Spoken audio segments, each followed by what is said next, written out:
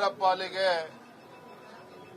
ನಡೆದಾಡುವ ದೇವರು ಅನಿಸಿಕೊಂಡಿದ್ದಂಥ ಪರಮ ಪೂಜ್ಯ ಡಾಕ್ಟರ್ ಶಿವಕುಮಾರ ಮಹಾಸ್ವಾಮೀಜಿಗಳವರ ಜಯಂತ್ಯೋತ್ಸವ ನಾಡಿನಾದ್ಯಂತ ದೇಶಾದ್ಯಂತ ಅರ್ಥಪೂರ್ಣವಾಗಿ ಆಚರಣೆ ಮಾಡ್ತಾ ಇದ್ದಾರೆ.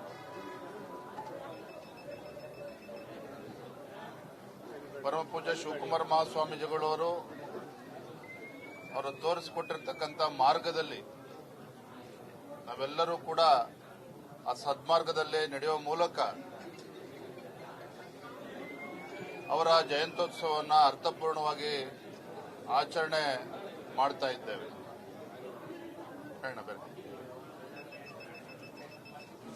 ಬೇರೆ ಹೇಳಿ ಸಂಸ್ಥೆ. ಭಾರತೀಯ ಜನತಾ ಪಾರ್ಟಿ ಎರಡು ಪ್ರಮುಖವಾಗಿರ್ತಕ್ಕಂಥ ಹೋರಾಟವನ್ನು ನಾವು ಕೈಗೆತ್ತಿಕೊಂಡಿದ್ದೇವೆ. ನಿನ್ನೆ ದಿನ ಎಲ್ಲ ನಮ್ಮ ಪಕ್ಷದ ಹಿರಿಯರು ಕೂತು ಚರ್ಚೆ ಮಾಡಿ ಎರಡು ಹಂತದ ಹೋರಾಟ ಏಪ್ರಿಲ್ 2ನೇ ತಾರೀಕು ಬೆಳಗ್ಗೆ 11 ಗಂಟೆಗೆ ಫ್ರೀಡಂ ಪಾರ್ಕ್ನಲ್ಲಿ ರಾಜ್ಯ ಸರ್ಕಾರದ ನೀತಿಗಳೇನಿದ್ದಾವೆ, ವಿಶೇಷವಾಗಿ ಬೆಲೆ ಏರಿಕೆ, ಸಿದ್ದರಾಮಯ್ಯನವರು ಮುಖ್ಯಮಂತ್ರಿಗಳಾದ ಮೇಲೆ ಕಳೆದ 20 ತಿಂಗಳಲ್ಲಿ ಬೆಲೆ ಏರಿಕೆ ಗ್ಯಾರಂಟಿಯನ್ನ ದಯಪಾಲಿಸಿದ್ದಾರೆ. ರಾಜ್ಯ ಸರ್ಕಾರದ ನಿರ್ಧಾರದಿಂದ ಜನಸಾಮಾನ್ಯರಿಗೆ ಸಾಕಷ್ಟು ತೊಂದರೆ ಉಂಟಾಗಿದೆ, ಪರದಾಡ್ತಾ ಇದ್ದಾರೆ. ಹಾಲಿನ ದರ ಜಾಸ್ತಿ ಮಾಡಿದ್ರು, ಪೆಟ್ರೋಲ್ ಡೀಸೆಲ್ ದರ ಜಾಸ್ತಿ ಮಾಡಿದ್ರು, ಸ್ಟ್ಯಾಂಪ್ ಡ್ಯೂಟಿ ಜಾಸ್ತಿ ಮಾಡಿದ್ರು, ನೀರಿನ ದರ ಜಾಸ್ತಿ ಮಾಡಿದ್ದಾರೆ, ವಿದ್ಯುತ್ ದರ ಜಾಸ್ತಿ ಮಾಡಿದ್ದಾರೆ 36 ಪೈಸೆ. ಈ ರೀತಿ ಜನಸಾಮಾನ್ಯರು ಬಳಸ್ತಕ್ಕಂಥ ಎಲ್ಲ ಪದಾರ್ಥಗಳಿಗೆ ಒಟ್ಟು ಜನಸಾಮಾನ್ಯರಿಗೆ ಹೊರೆ ಆಗ್ತಕ್ಕಂಥ ನಿಟ್ಟಿನಲ್ಲಿ ಬೆಲೆ ಏರಿಕೆ ನಿರಂತರವಾಗಿ ಸಾಗ್ತಾ ಇದೆ. ಹಾಗಾಗಿ ಬೆಲೆ ಏರಿಕೆಯ ವಿರುದ್ಧ ರಾಜ್ಯ ಸರ್ಕಾರದ ಈ ಕ್ರಮದ ವಿರುದ್ಧ 2ನೇ ತಾರೀಕು ಏಪ್ರಿಲ್ 2ನೇ ತಾರೀಕು ನಾವು ಅಹೋರಾತ್ರಿ ಧರಣಿಯನ್ನು ಮಾಡ್ತಾ ಇದ್ದೇವೆ. ನಮ್ಮೆಲ್ಲ ಶಾಸಕರು, ವಿಧಾನ ಪರಿಷತ್ ಸದಸ್ಯರು, ಮಾಜಿ ಶಾಸಕರು, ಎಲ್ಲ ನಮ್ಮ ರಾಜ್ಯದ ಪದಾಧಿಕಾರಿಗಳು, ಜಿಲ್ಲೆ ಅಧ್ಯಕ್ಷರು ಎಲ್ಲರೂ ಕೂಡ ಭಾಗವಹಿಸ್ತಾ ಇದ್ದಾರೆ. ಬಹಳ ದೊಡ್ಡ ಮಟ್ಟದಲ್ಲಿ ಹೋರಾಟವನ್ನು ಕೈಗೊಂಡಿದ್ದೇವೆ.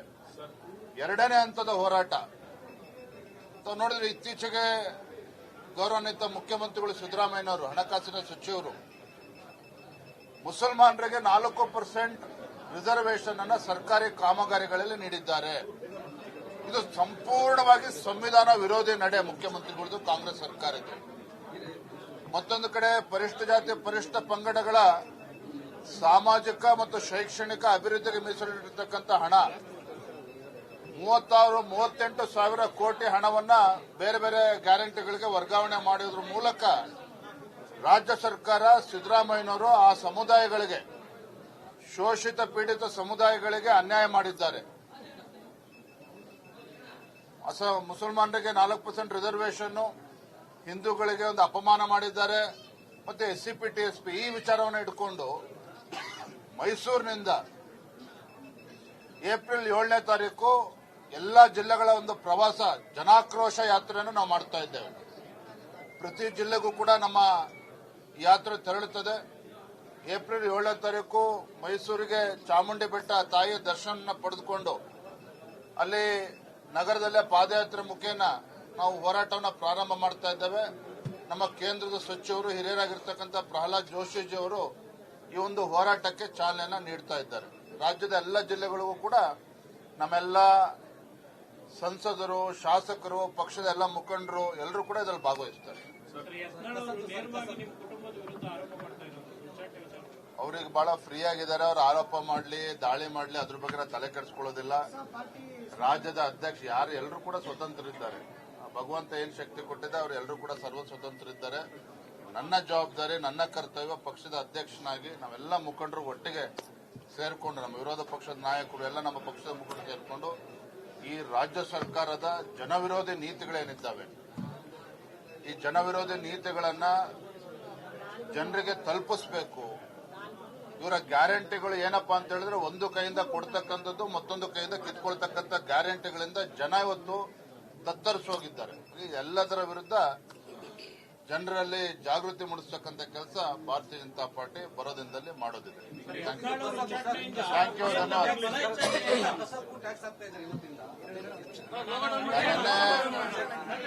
ಬೆಂಗಳೂರಿನಲ್ಲಿ ಪತ್ರಿಕಾಗೋಷ್ಠಿಯಲ್ಲಿ ಒಂದು ಮಾತನ್ನು ಹೇಳಿದ್ದಾನೆ. ಸಿದ್ದರಾಮಯ್ಯ ನೇತೃತ್ವದ ಕಾಂಗ್ರೆಸ್ ಸರ್ಕಾರ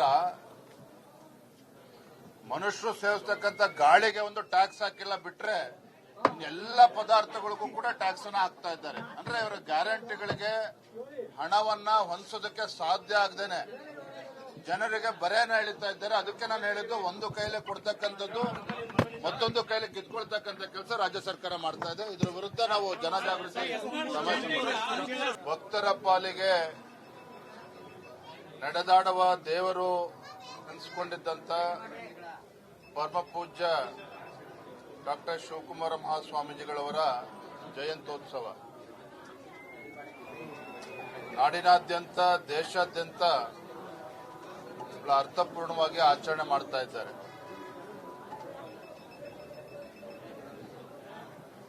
ಪರಮ ಪೂಜ್ಯ ಶಿವಕುಮಾರ ಮಹಾಸ್ವಾಮೀಜಿಗಳವರು ಅವರು ತೋರಿಸಿಕೊಟ್ಟಿರ್ತಕ್ಕಂಥ ಮಾರ್ಗದಲ್ಲಿ ನಾವೆಲ್ಲರೂ ಕೂಡ ಆ ಸದ್ಮಾರ್ಗದಲ್ಲಿ ನಡೆಯುವ ಮೂಲಕ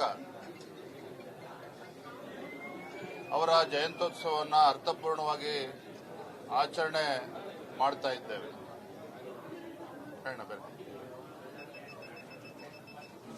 ಬೇರೆ ಹೇಳಿ ಸಮಾಚಾರ. ಭಾರತೀಯ ಜನತಾ ಪಾರ್ಟಿ ಎರಡು ಪ್ರಮುಖವಾಗಿರ್ತಕ್ಕಂಥ ಹೋರಾಟವನ್ನು ನಾವು ಕೈಗೆತ್ತಿಕೊಂಡಿದ್ದೇವೆ. ನಿನ್ನೆ ದಿನ ಎಲ್ಲ ನಮ್ಮ ಪಕ್ಷದ ಹಿರಿಯರು ಕೂತು ಚರ್ಚೆ ಮಾಡಿ ಎರಡು ಹಂತದ ಹೋರಾಟ ಏಪ್ರಿಲ್ 2ನೇ ತಾರೀಕು ಬೆಳಗ್ಗೆ 11 ಗಂಟೆಗೆ ಫ್ರೀಡಂ ಪಾರ್ಕ್ನಲ್ಲಿ ರಾಜ್ಯ ಸರ್ಕಾರದ ನೀತಿಗಳೇನಿದ್ದಾವೆ, ವಿಶೇಷವಾಗಿ ಬೆಲೆ ಏರಿಕೆ, ಸಿದ್ದರಾಮಯ್ಯನವರು ಮುಖ್ಯಮಂತ್ರಿಗಳಾದ ಮೇಲೆ ಕಳೆದ 20 ತಿಂಗಳಲ್ಲಿ ಬೆಲೆ ಏರಿಕೆಯ ಗ್ಯಾರಂಟಿಯನ್ನ ದಯಪಾಲಿಸಿದ್ದಾರೆ. ರಾಜ್ಯ ಸರ್ಕಾರದ ನಿರ್ಧಾರದಿಂದ ಜನಸಾಮಾನ್ಯರಿಗೆ ಸಾಕಷ್ಟು ತೊಂದರೆ ಉಂಟಾಗಿದೆ, ಪರದಾಡ್ತಾ ಇದ್ದಾರೆ. ಹಾಲಿನ ದರ ಜಾಸ್ತಿ ಮಾಡಿದ್ರು, ಪೆಟ್ರೋಲ್ ಡೀಸೆಲ್ ದರ ಜಾಸ್ತಿ ಮಾಡಿದ್ರು, ಸ್ಟ್ಯಾಂಪ್ ಡ್ಯೂಟಿ ಜಾಸ್ತಿ ಮಾಡಿದ್ರು, ನೀರಿನ ದರ ಜಾಸ್ತಿ ಮಾಡಿದ್ದಾರೆ, ವಿದ್ಯುತ್ ದರ ಜಾಸ್ತಿ ಮಾಡಿದ್ದಾರೆ 36 ಪೈಸೆ. ಈ ರೀತಿ ಜನಸಾಮಾನ್ಯರು ಬಳಸ್ತಕ್ಕಂಥ ಎಲ್ಲ ಪದಾರ್ಥಗಳಿಗೆ ಒಟ್ಟು ಜನಸಾಮಾನ್ಯರಿಗೆ ಹೊರೆ ಆಗ್ತಕ್ಕಂಥ ನಿಟ್ಟಿನಲ್ಲಿ ಬೆಲೆ ಏರಿಕೆ ನಿರಂತರವಾಗಿ ಸಾಗ್ತಾ ಇದೆ. ಹಾಗಾಗಿ ಬೆಲೆ ಏರಿಕೆಯ ವಿರುದ್ಧ ರಾಜ್ಯ ಸರ್ಕಾರದ ಈ ಕ್ರಮದ ವಿರುದ್ಧ 2ನೇ ತಾರೀಕು ಏಪ್ರಿಲ್ 2ನೇ ತಾರೀಕು ನಾವು ಅಹೋರಾತ್ರಿ ಧರಣಿಯನ್ನ ಮಾಡ್ತಾ ಇದ್ದೇವೆ. ನಮ್ಮೆಲ್ಲ ಶಾಸಕರು, ವಿಧಾನ ಪರಿಷತ್ ಸದಸ್ಯರು, ಮಾಜಿ ಶಾಸಕರು, ಎಲ್ಲ ನಮ್ಮ ರಾಜ್ಯದ ಪದಾಧಿಕಾರಿಗಳು, ಜಿಲ್ಲೆ ಅಧ್ಯಕ್ಷರು ಎಲ್ಲರೂ ಕೂಡ ಭಾಗವಹಿಸ್ತಾ ಇದ್ದಾರೆ. ಬಹಳ ದೊಡ್ಡ ಮಟ್ಟದಲ್ಲಿ ಹೋರಾಟವನ್ನು ಕೈಗೊಂಡಿದ್ದೇವೆ. 2ನೇ ಹಂತದ ಹೋರಾಟ ನೋಡಿದ್ರೆ ಇತ್ತೀಚೆಗೆ ಗೌರವಾನ್ವಿತ ಮುಖ್ಯಮಂತ್ರಿಗಳು ಸಿದ್ದರಾಮಯ್ಯನವರು, ಹಣಕಾಸಿನ ಸಚಿವರು, ಮುಸಲ್ಮಾನರಿಗೆ 4% ರಿಸರ್ವೇಶನ್ ಅನ್ನು ಸರ್ಕಾರಿ ಕಾಮಗಾರಿಗಳಲ್ಲಿ ನೀಡಿದ್ದಾರೆ. ಇದು ಸಂಪೂರ್ಣವಾಗಿ ಸಂವಿಧಾನ ವಿರೋಧಿ ನಡೆ ಮುಖ್ಯಮಂತ್ರಿಗಳದ್ದು, ಕಾಂಗ್ರೆಸ್ ಸರ್ಕಾರದ್ದು.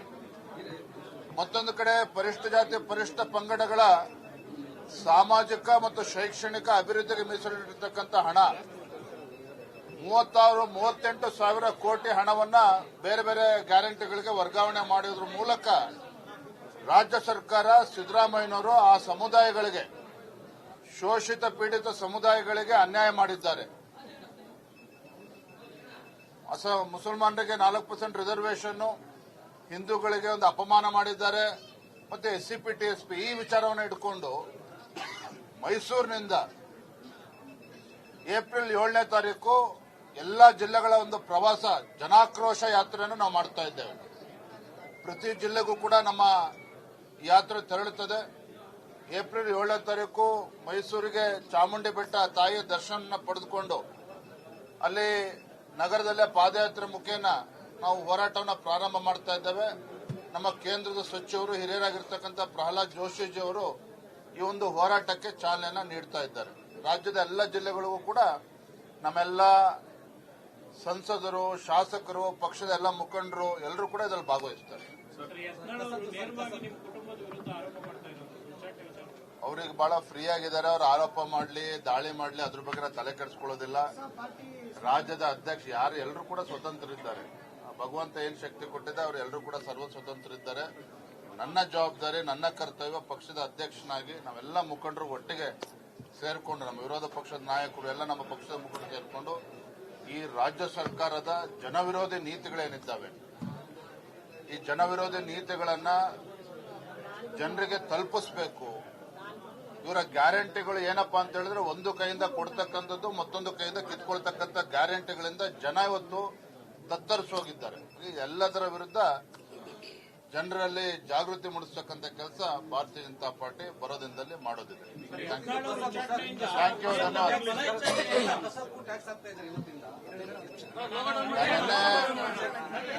ಬೆಂಗಳೂರಿನಲ್ಲಿ ಪತ್ರಿಕಾಗೋಷ್ಠಿಯಲ್ಲಿ ಒಂದು ಮಾತನ್ನು ಹೇಳಿದ್ದೇನೆ. ಸಿದ್ದರಾಮಯ್ಯ ನೇತೃತ್ವದ ಕಾಂಗ್ರೆಸ್ ಸರ್ಕಾರ ಮನುಷ್ಯರು ಸೇವಿಸ್ತಕ್ಕಂಥ ಗಾಳಿಗೆ ಒಂದು ಟ್ಯಾಕ್ಸ್ ಹಾಕಿಲ್ಲ ಬಿಟ್ರೆ ಎಲ್ಲ ಪದಾರ್ಥಗಳಿಗೂ ಕೂಡ ಟ್ಯಾಕ್ಸ್ ಅನ್ನ ಹಾಕ್ತಾ ಇದ್ದಾರೆ. ಅಂದ್ರೆ ಇವರ ಗ್ಯಾರಂಟಿಗಳಿಗೆ ಹಣವನ್ನ ಹೊಂದಿಸೋದಕ್ಕೆ ಸಾಧ್ಯ ಆಗದೇನೆ ಜನರಿಗೆ ಬರೆಯನ್ನ ಎಳಿತಾ ಇದ್ದಾರೆ. ಅದಕ್ಕೆ ನಾನು ಹೇಳಿದ್ದು, ಒಂದು ಕೈಲಿ ಕೊಡ್ತಕ್ಕಂಥದ್ದು, ಮತ್ತೊಂದು ಕೈಲಿ ಕಿತ್ಕೊಳ್ತಕ್ಕಂಥ ಕೆಲಸ ರಾಜ್ಯ ಸರ್ಕಾರ ಮಾಡ್ತಾ ಇದೆ. ಇದ್ರ ವಿರುದ್ಧ ನಾವು ಜನಜಾಗೃತಿ ಸಮಾವೇಶ